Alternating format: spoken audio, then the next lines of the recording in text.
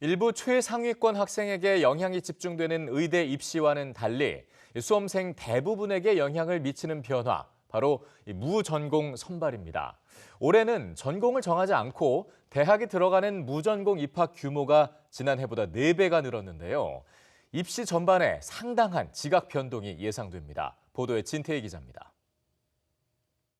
올해 입시부터 수도권 수재대학이나 국립대에선 신입생 4명 가운데 1명을 무전공으로 선발합니다.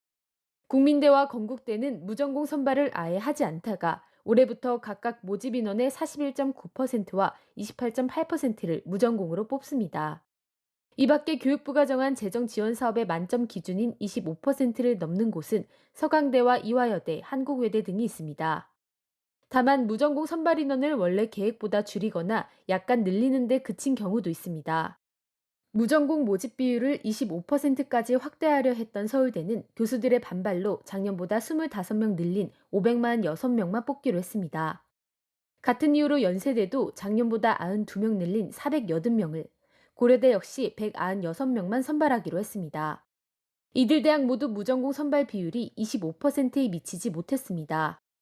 하지만 전체 선발 인원이 3만 7천 명에 이르는 만큼 입시 전반에 상당한 변화가 예상됩니다.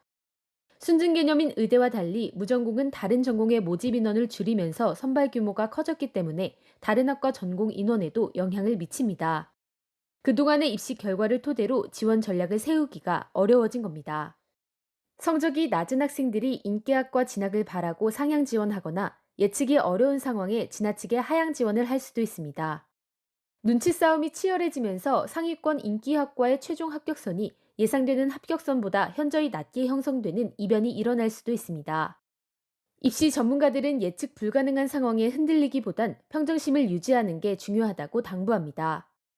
수능을 잘 보면은 유리한 포지션으로 갈 확률이 높거든요.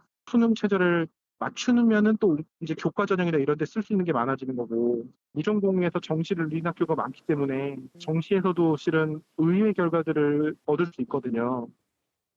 특히 수시 학생부 종합전형은 무전공을 지원하더라도 다양한 전공을 탐색하는 이른바 팔방미인 전략과 한 전공에만 집중한 전략을 모두 시도해 볼 수 있다고 지적합니다.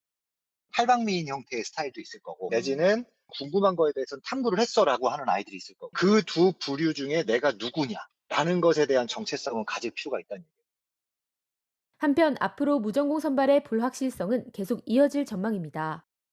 당장 올해 무전공 선발 규모는 정해졌지만 먼저 예고된 2026학년도 시행 계획엔 이런 내용이 반영되지 않아 다시 계획을 바꿔야 하기 때문입니다. EBS 뉴스 진태입니다.